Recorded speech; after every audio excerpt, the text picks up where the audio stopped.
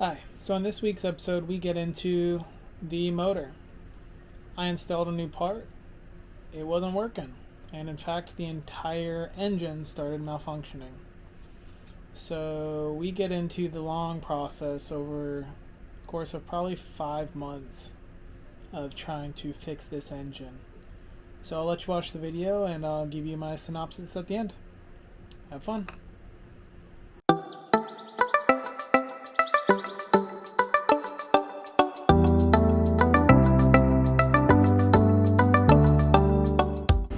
Hi. As you suspect, that's me. For the last 15 years of my life. I took that summer job in college and, well, I got good at it and forgot to leave. Don't get me wrong, I had fun too. I got to coach a college wrestling club for 10 years at UCF. But towards the end, I was craving an adventure. So, like most of you who are watching this, I found Delos, and I was hooked. So, like my namesake, Captain James Cook, it's the high seas life for me. So follow along as I prepare to join the 2025 World Arc. I pick up some friends and go off on an adventure.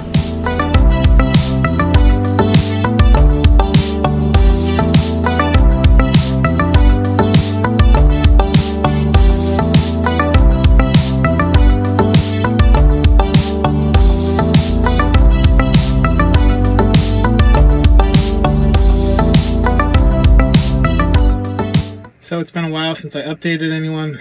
Been working a lot, so I haven't had a lot of time to do stuff on the boat. But what I have done is I installed a new turbo. Because when I bought this thing, it had a blown turbo. And so I bought a new one, put it in, revved it up without a load on it, which works just fine. Went to take it out the other day, and now it doesn't, under a load, won't throttle up. It actually bogs down from 1,000 to 800. And so I checked fuel because everyone said, well, you're not getting enough fuel to support the new turbo. The old one didn't work, that's why it worked. All right. Changed all the fuel filters, changed out the ray core, bypassed the ray core, blew all through the lines to make sure everything was running correctly, all the way up to the lift pump. It was fine. No fuel clogs. Then I was told, check your transmission oil or transmission fluid. Check transmission fluid. It's not low. It's right where it needs to be. I'm going to do a transmission fluid change just because probably it's never been done. I don't even know if you ever really need to do that. I've been told that shit will last forever. But I'm going to do it anyway. But for right now, it's got plenty of fluid, and the fluid I did take out to check it looked fine. So that leads me to believe when I installed it, something was wrong. I have a vacuum leak somewhere, so one of the hoses I put on is creating a leak.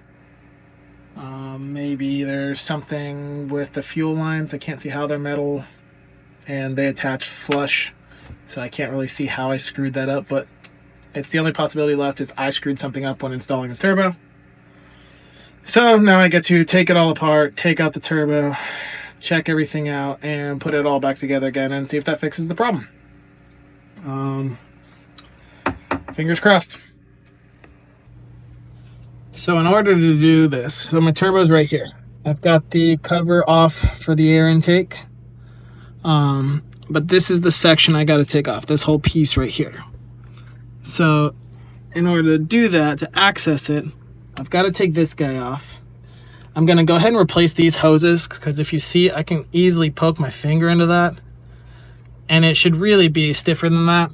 And I bought some extra hose already. So I'm going to go ahead and replace these two. Just, maybe that's one source of the leak. But I got to pull this. So I got to pull those off of there. Pull it out here. Take this coolant line off. Plug that so I don't leak it down into the bottom, which I already have before. As soon as I pull this off, there's a connection piece underneath there. That's going to be draining seawater. So I'm going to have to plug that as well. So I'm not filling up below my engine, which I'm going to have to clean up anyway. And then the fuel lines that I think may be the problem are here. And then one that you don't really have access to very well under here. But hopefully by taking this piece out, which I didn't do last time, I'll have a little more access to it. So that's going to be the general process of what we do here.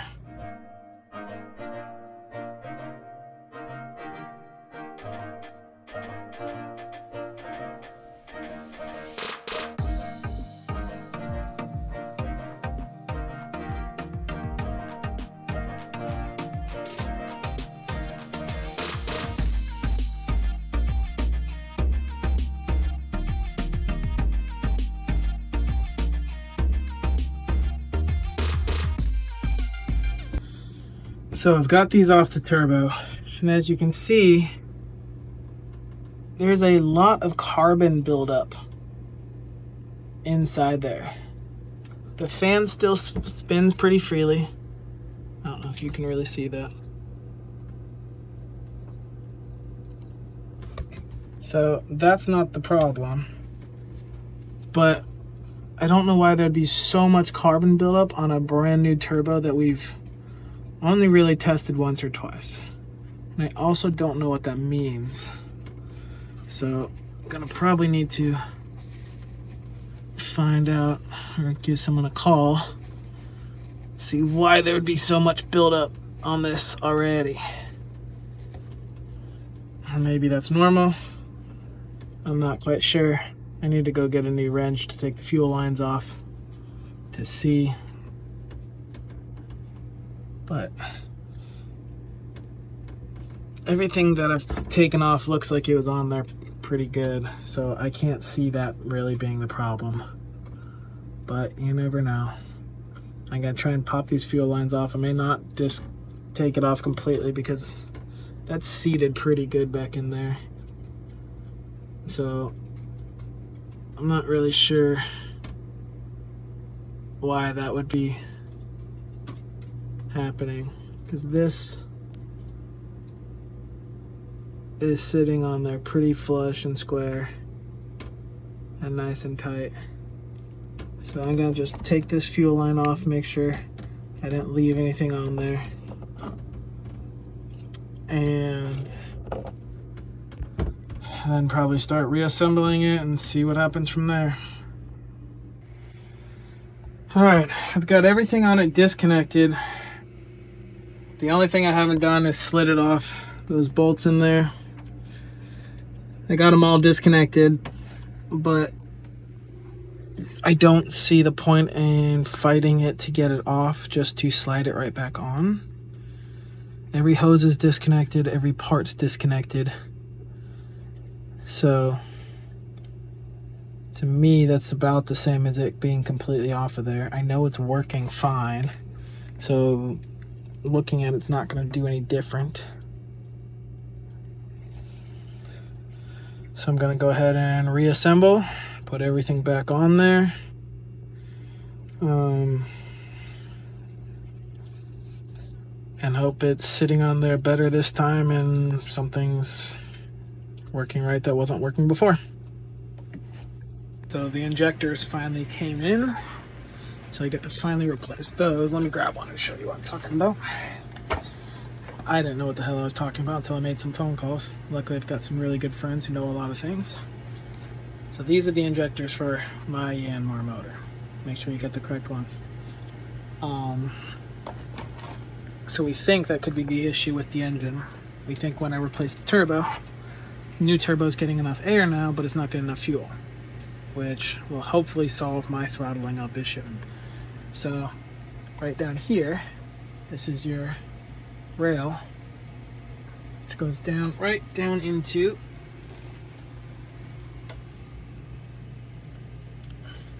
your fuel injectors, which are right there. So we're going to pop those off. Gotta take the rail completely off. Pop those off, put the new ones in, and hopefully that solves our issue. So, popped out the first injector. A little piece that broke off, but it's right here. It's gonna look kind of like this. It's actually not as hard as everyone makes it sound. I talked to one guy, my buddy Ross, who actually knew what the hell they were talking about.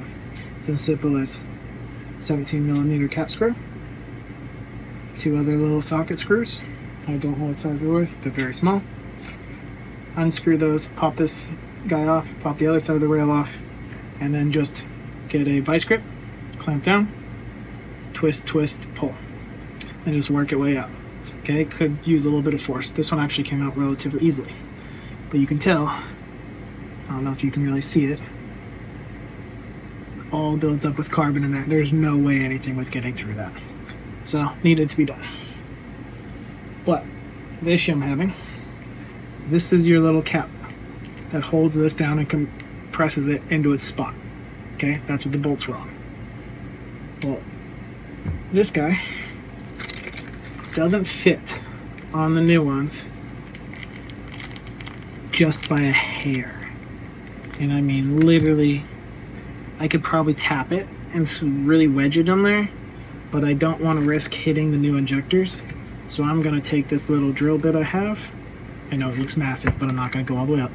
And just easily work out the little sides here. So you work out those sides, have it slide right on, and I'll show you that when I'm done.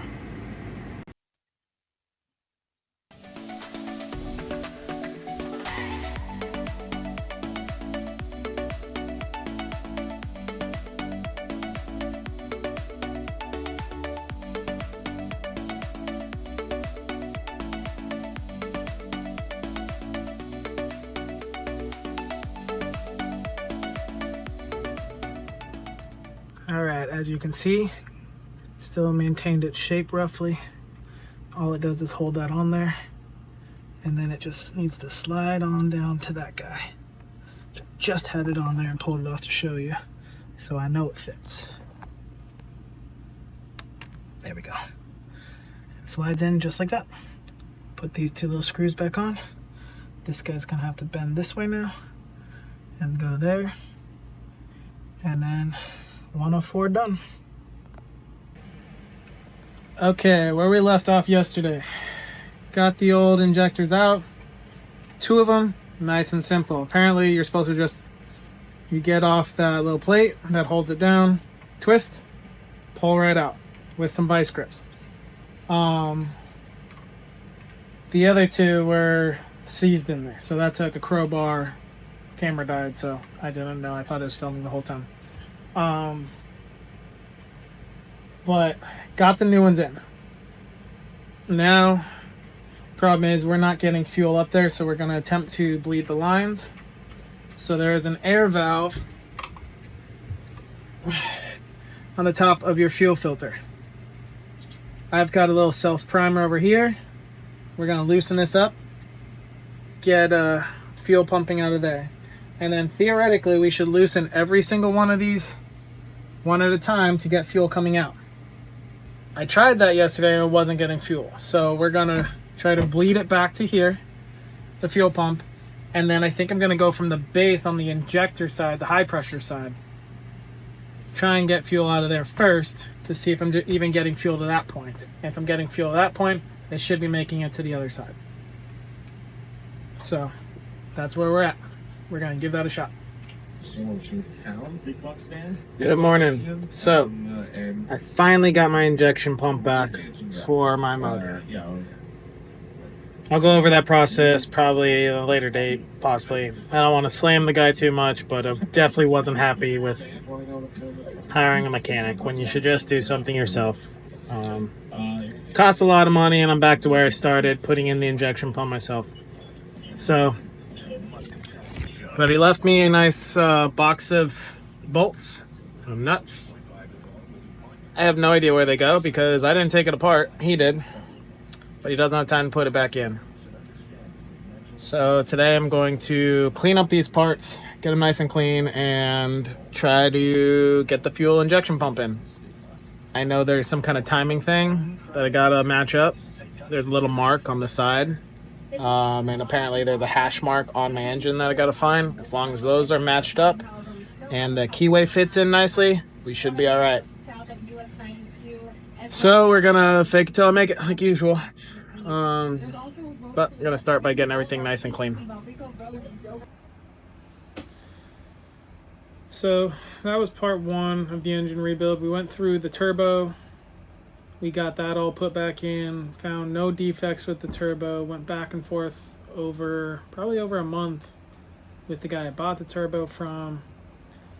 I had the turbo checked out by a couple other shops.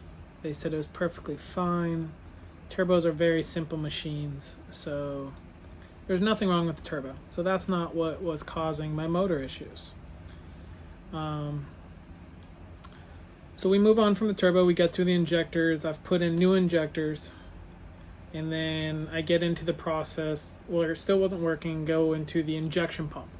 But once I get to the injection pump, I realize I'm in a little bit over my head, so I call in the Yanmar mechanic in this area. I'm not going to throw the guy's name out there, but he was the guy for Yanmar, according to everyone. He's who everybody reaches out to. Well, I didn't seem to have the same luck that everyone else has. He just kind of came in here and started saying that first it was the injectors that I just put in were wrong, although they matched the numbers. So he rebuilt my injectors. He had spare parts for my exact motor in his shop, so he rebuilt the injectors based on the ones he had and gave those back. Fine. Now I have spare injectors, and we have the original parts back in the engine, and they're supposed to be working just fine. We get those in and they still don't work. So then we get to the injection pump, which is why I called him up, because I don't know anything about injection pumps. I know there was a timing thing. I didn't know much about it.